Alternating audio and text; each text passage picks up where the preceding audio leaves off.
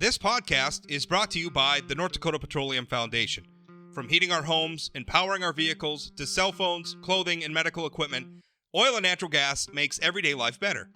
North Dakota Oil and Natural Gas, advancing the possibilities. Learn more at ndpetroleumfoundation.org.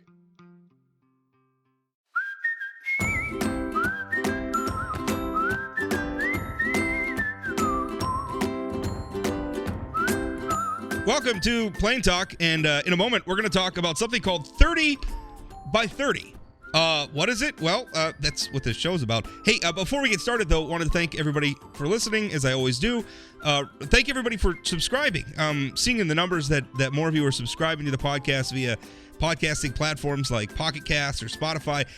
If you subscribe that way, that's great. You'll get notified when there's new episodes, so really appreciate that. If you haven't subscribed that way, consider it. You can basically choose any podcasting app that you want, whatever works for you. And if you just search for Plain Talk with Rob Port, you'll find it. So great way to listen. Or, hey, if you want to continue streaming these when they appear on Facebook or whatever, keep doing that, whatever works for you. Also, don't forget, I write for a living. If you want to access the content that I create with my keyboard instead of my voice, you can subscribe to the Fargo Forum or the Grand Forks Herald or the Jamestown Sun. It really doesn't matter which one you subscribe to. The subscription works for all of our papers. So even the ones I don't really publish me because I mostly write about North Dakota. We own a bunch of papers in Minnesota and across the upper Midwest. So check that out. Inforum.com/subscribe is probably an easy way to go. But again, you subscribe to one, you get them all. So let me introduce my guest, who maybe needs no introduction. Mr. Trent Loos, who of Loose Tales fame, which you could catch on radio, you could catch on the internet. Mr. Loos is a sixth-generation farmer from Nebraska and has been sounding the alarm about what 30 by 30. And to be clear about what this is, and Trent, you could correct me if I'm wrong, but my understanding is this was proposed by an article in Science magazine. The headline of it was A Global Deal for Nature, and what it proposed was an agreement to be entered into by the world's governments where 30% of Earth's land and ocean would be placed into protected areas by 2030. And there's some that even want to go further. They want it to go up to even 50% by 2050. But the one in front of us right now is 30% by 2030, and they're pushing for that so every country, I guess, would do 30% of their own land and waters would fall under this protection. And obviously, we live in a part of the world where making a living from the land is hugely important. Agriculture, obviously, ranching, obviously, but even things like energy production can be impacted by this. So, Trent, did I get all that right? Am I summing up the issue correctly? Well, actually, I'm a little concerned because you said you could catch loose tales on the radio, you could catch loose tales on the web. Rob, it's not a virus. It's something that. That's not what I meant, Trent. Smart ass. All right. You don't have to wear a mask. You can go in public and you won't catch loose tales. Well, isn't our content that's a modern thing? Our content's supposed to be viral now, right? So, I know. So you do want people to catch it and get infected who would have by ever loose thought tales. we'd want to become viral? When we were kids, we're like, I hope I become viral one day. Are you kidding me? So I actually like the way that you positioned 30 by 30 because everybody wants to credit the start of this on January the 27th, 2021, when Biden signs his first executive order, actually, which was 14008. And I would encourage everybody, particularly North Dakota residents, but everybody who eats and utilizes energy, wears clothes, to read this 57-page executive order. But as you did your homework and you went back. It actually began 1994, Rio de Janeiro. And there was a climate change, actually it was a global warming summit, to be quite frank, in 1994. And that lost steam, so they had to change it to climate change. But they had always planned on by 2030 to control 30% of the Earth's land and 50% by 2050. You laid all that out perfectly. What I don't think people have a full grasp on is how all-encompassing it is. Canada has been a step ahead of us in trying to implement 30 by 30. And I just want to kind of back up. Another thing that came out of that 1994 United Nations Summit was that I had some people, and Rob, when I started radio in 2000, I would interview a few people who were talking about Agenda 21. And you would get listeners that would say, you can't talk about that conspiracy kind of stuff. Well, now that 2021 is behind us, I wonder how people really think all of that stuff came together or was just a conspiracy. And what we have happening right now around the world is that the global elites want to control the land and the water, because this executive order says that 30% of the land and water by 2030 will be under government control through conservation easements in the light of climate change mitigation. That's what they're talking about. Just quickly, though, if you have read the entire 57-page executive order like I've done, which, by the way, took me an hour and a half, it is really all about eliminating the utilization of fossil fuel for energy. And just as a quick reminder, 1 gallon of diesel fuel replaces 500 man-hours of food production. So in other words, if you appreciate going to the grocery store, not hoeing a row and canning your food, then you better appreciate what is happening in the Bakken and Right. all the oil recovery regions of the world, because that's really the whole thing is not as much about we're going to put up 30% for conservation easements as it is we're going to control this land so that we can control people. That at the bottom line is what's really happening. I like where you went with that, because I don't think people, we talk all the time about how quickly society has evolved. Like if you go back to like the 1400s or the 1500s and you look at like maybe a 200-year stretch, you wouldn't see a lot of change within that 200 years. I mean, yeah, maybe we figure out a new type of sword or a new type of armor or something, but for the most part, things didn't change a lot. But you get into the 20th century and the 21st century, my grandmother remembers her father farming with horses. She lived long enough to see her grandson make a video call to someone on the other side of the earth. That's how quickly everything moved. And the reason why that is because agriculture became far less labor intensive. There was a time where most people in America were employed as farmers. It's not that anymore. We have freed up, because most of us don't have to spend really any time at all, besides maybe what we spend at the grocery store, getting our food. We're freed up to do other things, like develop the internet and Netflix and all the other wonderful things that are the accoutrement of modern society. So what you're speaking of is something that is I think it's overlooked a lot, but is central to the way Americans and really the rest of the globe live their lives today, which is agriculture is less labor intensive than it ever was before. That is such an important point. In 1900, it required 10 acres of land to produce enough food to feed one person for a year.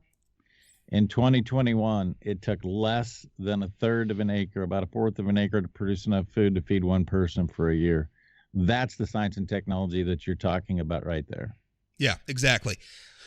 So what interests me about this is, and this has been a long-term struggle. I think people don't realize how much of just the land mass that is America, the federal government already owns. And I'm looking, it's some statistics here.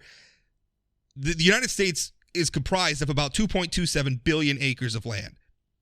Already about 28% of that is owned by the federal government through just a few federal agencies: the U.S. National Park Service, the U.S. Fish and Wildlife Service, the U.S. Bureau of Land Management, and the U.S. Forest Service. So they're just quickly, they're all under the Department of Interior or the Department of Agriculture. Every agency you name, either it's forest land or BLM land.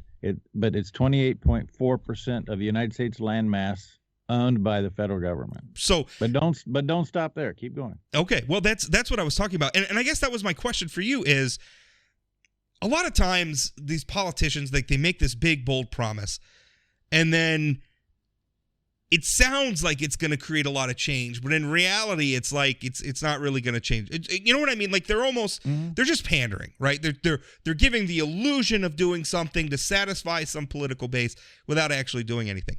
I'm looking at the 28.4% number, and I'm thinking to myself, well, that's almost 30% already. How easy would it be for them to just say, oh, well, we already own 30% and that's all being conserved. So, with our park service and everything else, understanding that of that 28%, a lot of that is still like leased out for,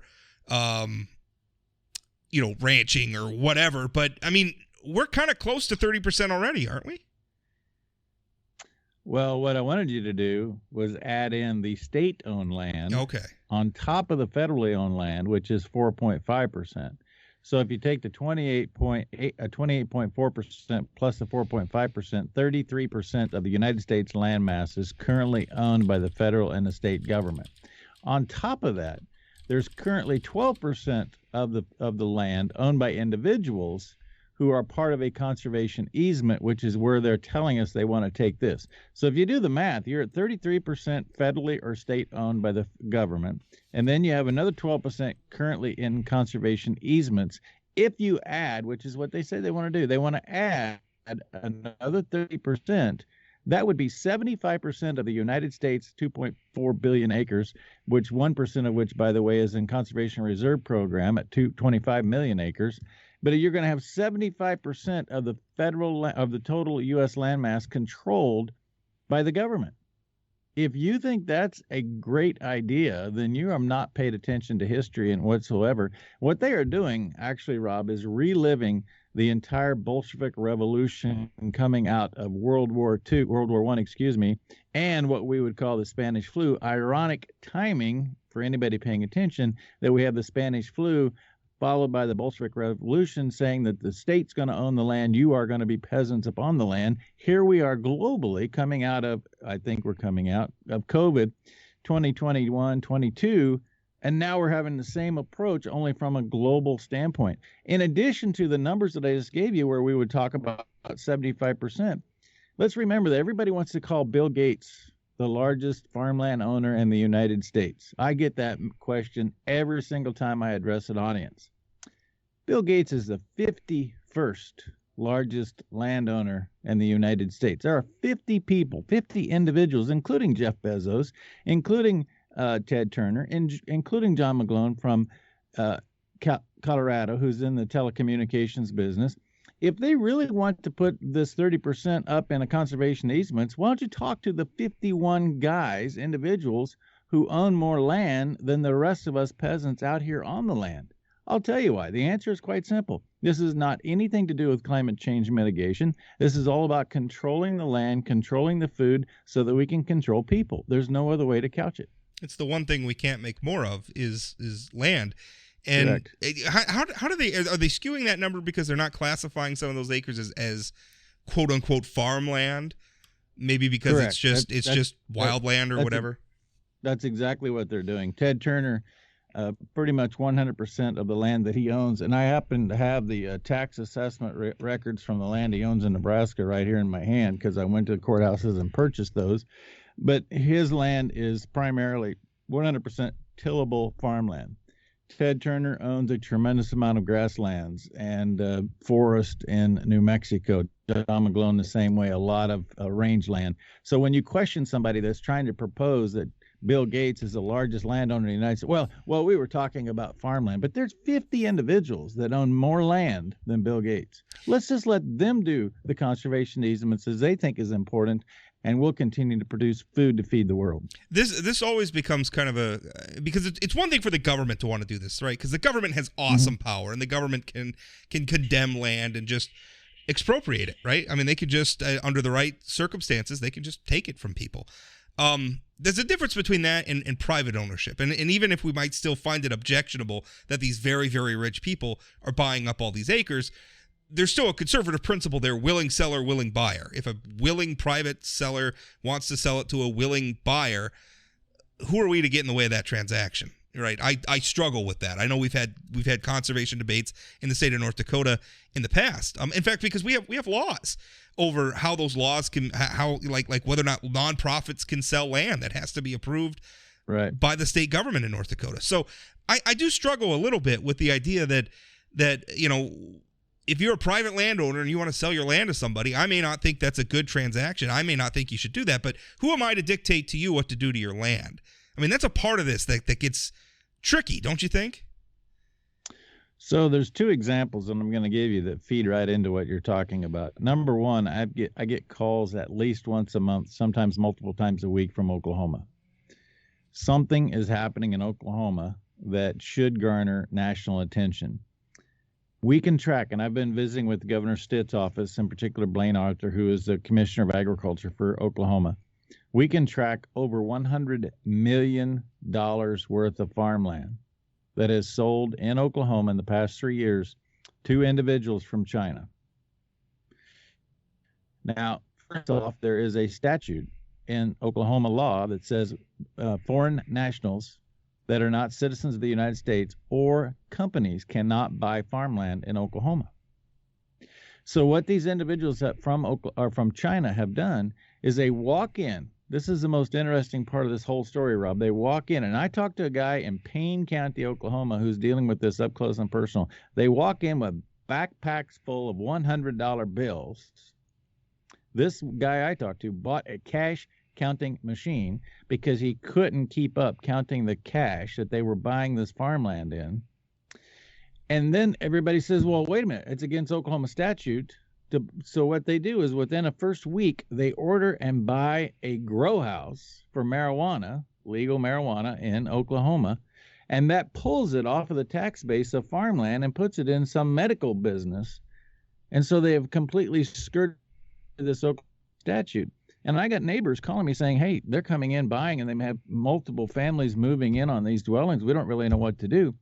On the other side of us, in Montana, the American Prairie Land Reserve is consuming vast ranches. In fact, they just, again, last week closed on another ranch in Montana, and their intent is it's the old Buffalo Commons theory. Their intent is that they are going to take this land from the farm. To your point, they're buying it, but they're buying it at a price that no rancher can afford to pay for it. So the seller sells it. They're a willing buyer. The problem with this whole scenario is that you ask anybody in Montana, in Lewiston, Winifred, Roy, Montana, where they're being consumed with this right along the Missouri River breaks, who are the people behind this? Nobody knows. Well, it's East Coast fund money. Well, what's East Coast fund money doing in Montana? What are they doing with these ranches? And at the same time, what I'm very concerned about is that you see Yellowstone Forever, which is a nonprofit organization based obviously out of Yellowstone National Park. They are consuming more and more land themselves, and I see these two paths crossing like this, and you really want to complicate the issue. You have somebody like Thomas Tull, who is a wealthy business investor from New York City, who funnels most of the money into Yellowstone, the series that's on whatever station that's on, and he's also put $1 million of his own money in Yellowstone Forever. They are taking land out of production with the intent that they want the bison to roam again. And so while you do have a willing seller and a willing buyer, you have something that is completely out of the marketplace, and the people who take care of the land and want to produce the food, because it really comes back to this one same common principle, Rob. Where is the food going to come from for the public in the future? And this is what we're losing. Yeah, and I want to speak to that because it seems like so often when we get on our high horse about the environment or whatever, a lot of what we do is we just export that ugly things we don't want to think about. We just export them to other countries, right? So when we don't want to produce, we're gonna attack, coal-fired electricity in the United States. Well, that obviously makes it more expensive to manufacture things in the United States and everything else. But that's okay. All that manufacturing can just go to a place like China, who doesn't care about the environment at all, really, or the health of their people or anything like that. And they can just do all the manufacturing there, and then the products just arrive at our shores, and we can pat ourselves on the back saying, oh, look, we got rid of coal energy, but we still all have all our knickknacks, but we just exported the problem out of sight, out of mind. I wonder if that's what they're thinking like with food, right? Like, who cares? The farming will go to China or some other country will grow our food, and we'll just import it all. I kind of feel like that's the same thinking. Or maybe they're not consciously thinking that way, but it's almost like that's the same logic, I guess. I don't know the right word for it. No, I think you're onto something, because Al Gore actually, in that campaign that became famous of the hanging Chad, he actually did voice the opinion that we don't need to produce food in this country anymore. We can import it. See, I think that's so foolish. That is so foolish. But let me go, because everybody who's listening to this. Food production is a means of national security. Yeah. I mean, that's just the bottom line. Well, there's nothing more basic. Energy production domestically is vitally important. Everybody's got to eat. Everybody's got to eat. All right.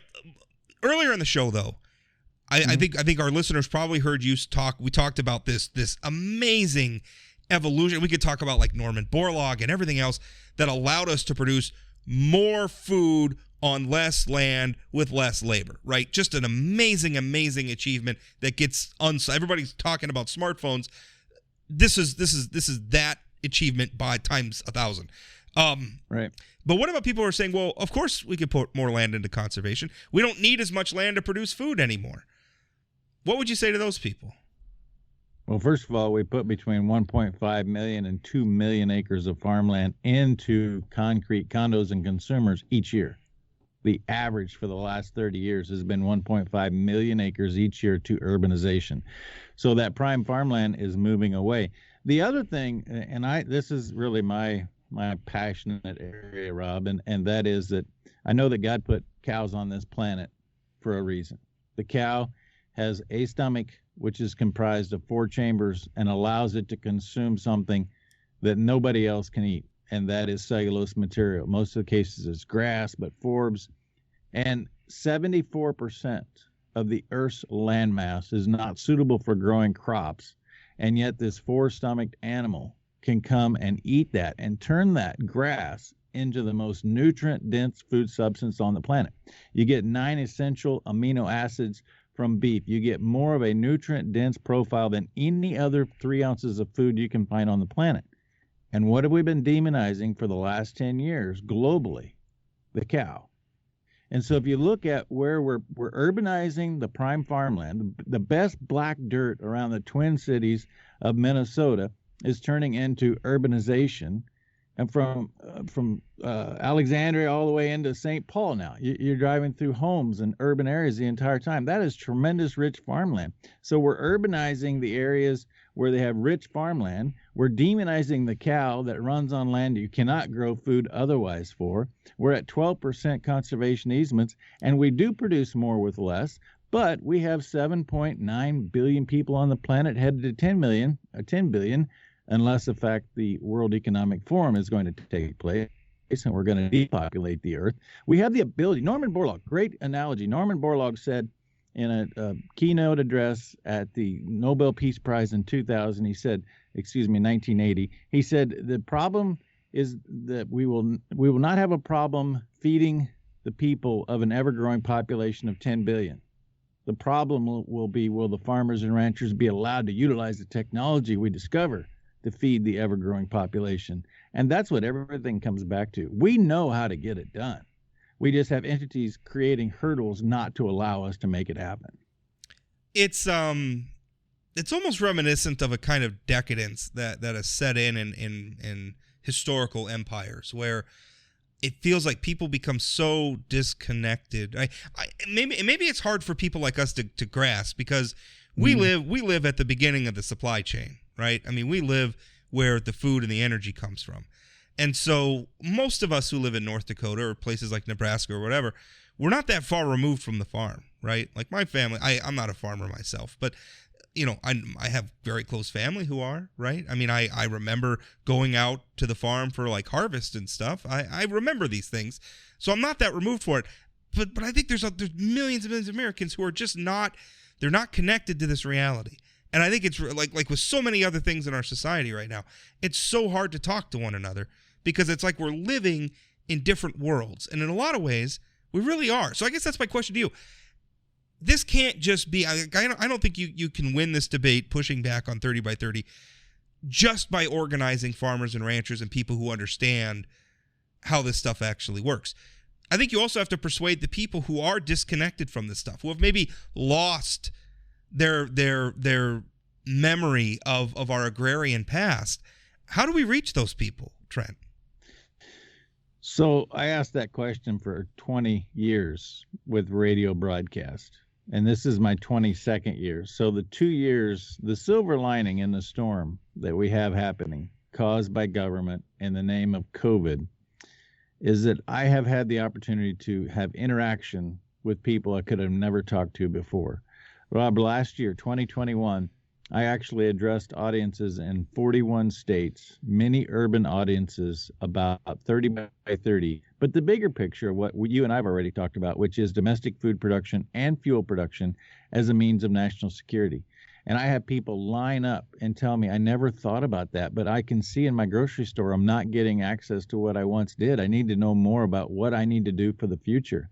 The silver lining in this storm, and just this past weekend, I was on a podcast with a lovely couple from Pittsburgh, Pennsylvania, who would have never talked to me about what's going on in the food business and never understood or cared about conservation easements and how it affected them until we came to this storm. So I have felt a huge shift in the winds. It's like a Chinook has just blown in, and people want to know more information about what it takes to have food sustainability. Not some marketing gimmick by a couple of golden arches, but true food sustainability. And it comes back to where we started in this country. We started by building communities and working together to supply those essentials of life. We became so independent in our food and our energy, so we forgot about the importance of community, that meanwhile our churches are empty and all these other activities that were all built around the center of the community, they're coming back. And the world is cyclical, and it's up to us as farmers and ranchers who take care of this land now to do a better job explaining. And you don't need to go to Fargo, you don't need to go to Minneapolis. Just start with this conversation in your household at the dinner table, and people are often surprised how many people in their own family don't understand what sounds like a great thing, but is ultimately very dangerous for the future. I have one other example, because we were talking about federal lands. Today, my friend Hank Vogler and I had a discussion. Hank Vogler runs on 2 million acres of federal land in Nevada. He runs 10,000 ewes. He runs 1,000 cows. In one of his allotment areas, he has an HMA, which is a herd management area for horses, horse management area. And when they established this grazing schematic in 1991, the federal government and the BLM, Department of Interior, said that this particular horse management area can handle 324 horses. That's what will ecologically run proper in this region. This past summer, they gathered 2,200 horses off of that horse management area. There's still 2,800 out there. And 2 years ago, they gathered an additional 800. So you do the math. They had 6,800 horses grazing and running on an area that the own government said in 1991 there should be 324. This is why the 28.4% of the land owned by the federal government that you were talking about earlier, this is why they can't come into conservation easements. They can't even be sustainable with their own management because they don't manage. I was visiting with Maxine Shane in 2004 in Reno, Nevada, talking about sustainability of these horse management areas. And she said to me point blank, she's no longer with the BLM, so I'm not afraid to say anything that she told me. She said, Trent, we can't manage the resource. We manage to minimize litigation. Wow. That is dangerous for all of us, but that's exactly what they do when they have land and management under their control. Well, I think you're right. And hopefully, as we get this message, I mean, again, it's not a partisan issue. It's not even an ideological issue. No, it's not. Everybody's got to eat.